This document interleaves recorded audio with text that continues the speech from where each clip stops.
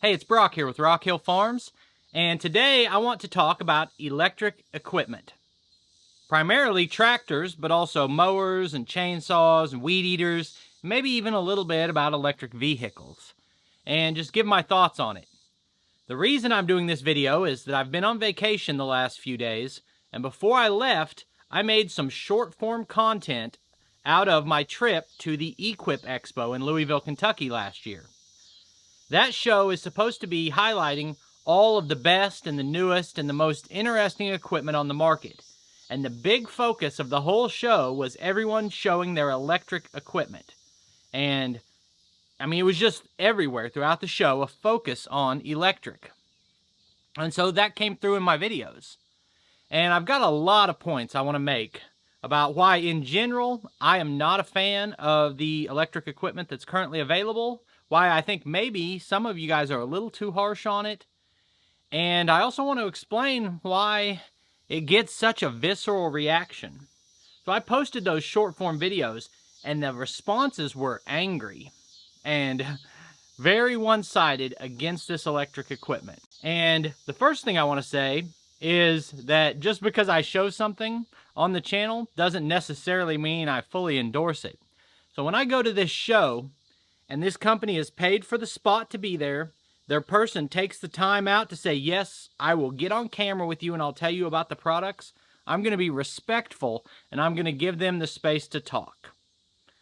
Now, at the end of it, I may think, yeah, you did a good job selling it and doing your job as a representative of the company, but I'm not buying one. But I still give them that room to make their points. And that's what you saw. One of them was Greenworks with a mower that is supposed to mow 8 hours on one battery charge, which is pretty good. And the other was the John Deere 1RE electric concept tractor. And they've been showing that at shows since 2019, and they're still not selling one. And there's reasons for that. So the first thing that I want to talk about is how I strongly emotionally relate to the people who get mad when they see all this electric equipment being pushed at the shows. And it's more of a political stance, and a lot of it is in relationship to the fact that, like in California, they're trying to ban, or they have banned, like gas-powered weed eaters and things like that. And to me, that's a serious problem. And I think the most important thing when you're talking about the electric equipment is that it has to be able to stand on its own, where the consumer can say that this product works better to solve my needs than the gas or diesel-powered equivalent. I am not okay with government pushing forward in what's supposed to be a competitive marketplace to say, here's the electric, here's the gas, here's the diesel's better, we're going to force the electric to win in the market. I have a very serious problem with that. We have to let the best product win.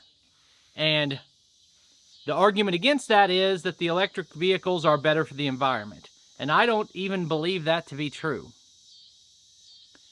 All these lithium batteries, harvesting that lithium and building the tractors, that's not great for the environment. And I'm not going to go too deep here, okay, on my thoughts on it. But one thing I will say is you're charging that with something.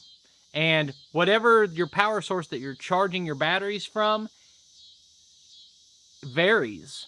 If you're burning coal for your electricity and then charging your electric tractor off of it, you're definitely not helping the environment.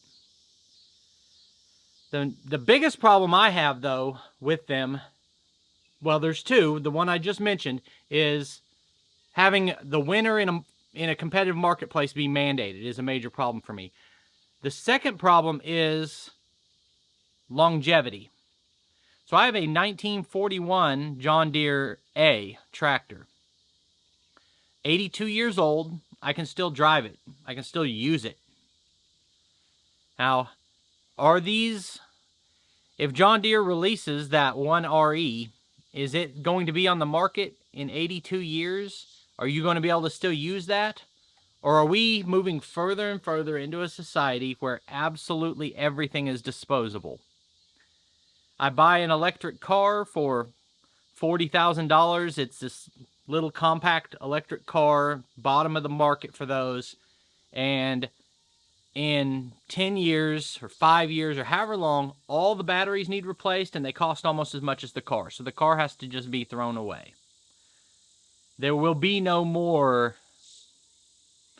repairing and continuing to get life out of them. And I hate the idea of the disposable economy.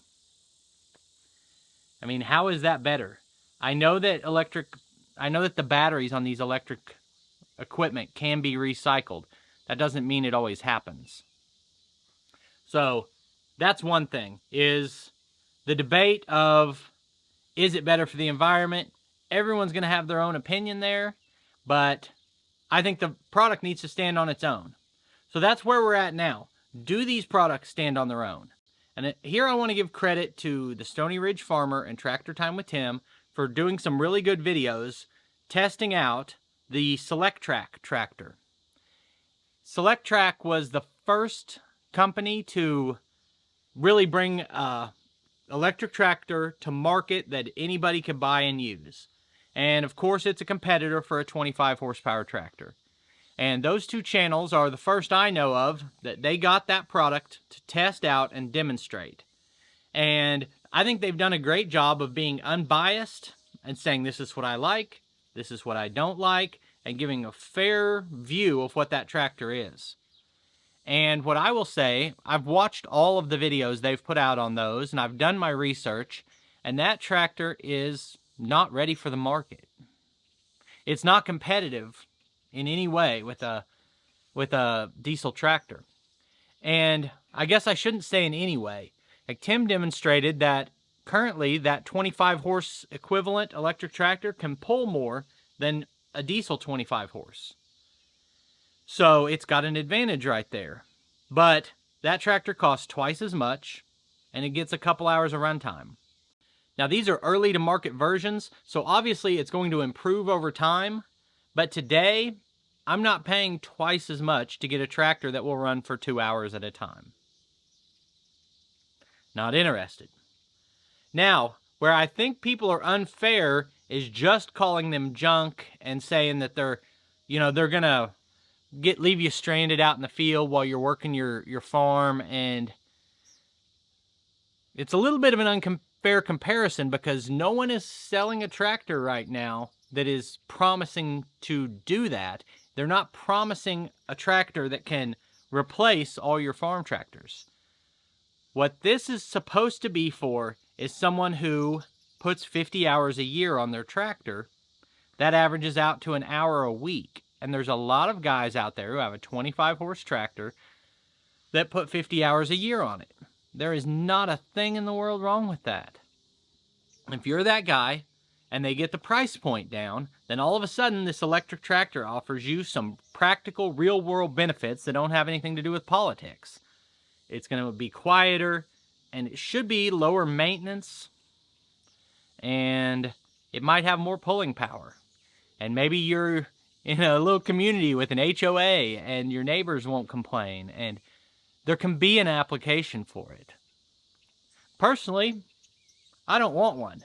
Now, I'd love to get one on the channel just for me to demonstrate and do tests and comparisons with. But I wouldn't even consider right now spending my money on one. And why do I say that? Besides, I've seen the other videos, but I'm looking at everyone, when this conversation's had, everyone says, well, look at the cordless power tools. So many years ago, you wouldn't have wanted a cordless tool. They weren't any good. And now everyone loves them. Well, that's true. I do love my cordless tools, but they still don't replace a corded tool for a big job. A cordless circular saw is pretty crappy, in my opinion. I've got a couple of them, and I've got a couple with cords on them. And if you want to do anything more than a few cuts, you want to get one with a cord on it. And that's a market that's been established for a long time. And what you see happening there is for them to make those tools better, they have to come out with new battery technology that may not be compatible with their current tools and their current batteries, which is more planned obsolescence. And I don't have much interest in investing heavily into a battery platform that's being eliminated. So I'm all in for the DeWalt power tools. I love them. I love that they've done the flex volt where they can do a 20 volt or a 60 volt on the same tool, and you can upgrade your tools over time to the 60 volt. But we're talking about it's been 20 or 30 years that they've been working on making these tools better, and some of them still suck. It just is what it is. I've got a hammer drill. It's not any good compared to one with a cord. So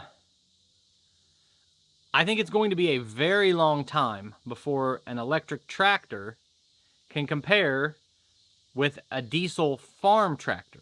Not a lawn and garden, couple hours a week kind of deal, but an actual farm tractor. And a clear example of this, I've already said the power tools, the drills and the saws and stuff.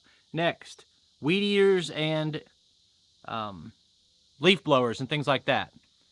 If you have 1 acre that you maintain, you will probably really like having an electric weed eater.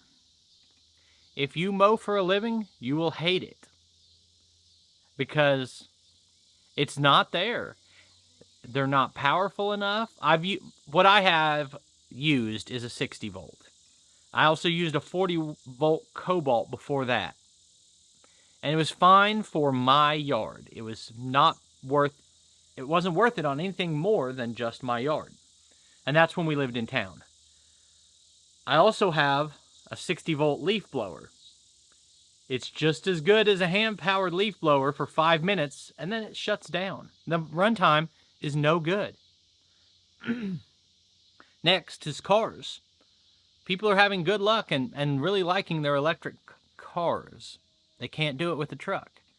This $110,000 Ford Lightning is all right to drive around, but you really try to pull anything with it, yeah, you're going to get one trip.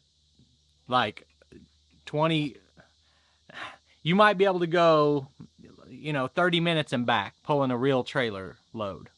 They've done tests on it. They're not there. And I just don't have any interest in it. Now the last thing I want to talk about is probably the most important to me, and I've touched on it a little bit already, is planned obsolescence. I'm leaning more and more, the more time I spend out here messing with equipment, the more I think I'd rather have like a tractor from the 70s that doesn't have any kind of computer technology on it at all. Like the most modern thing before they started putting computers on it is probably a sweet spot. My friend Paul Case, he runs all kinds of old tractors, and they work. There's no right to repair. There's no nonsense about proprietary parts. I'm really drawn to simplicity. And if I buy a $35,000 electric subcompact tractor today, in 10 years, when the batteries go bad, will anybody be making those batteries? What are they going to cost?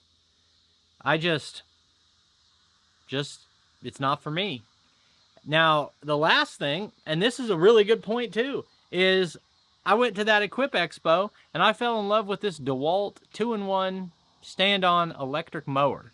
The demo of it was cool. I'm like, the functionality of the fact it can be a sit-down or a stand-on, that's awesome. And they took it outside and they were running it for a demo and it caught on fire at the demo and they couldn't put it out. So I gave them a little bit of credit after the fact. I said, all right, guys, that product wasn't for sale yet. That was a prototype, a demo. Now they can fix it before they bring it to market. But not a good sign.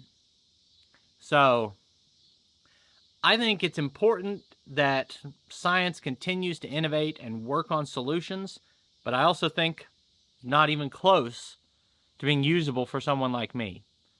So those are just my thoughts on it. I hope you enjoyed this video. I appreciate you taking time to watch. I'll put links on the screen to a couple more of our videos, and I'll see you next time.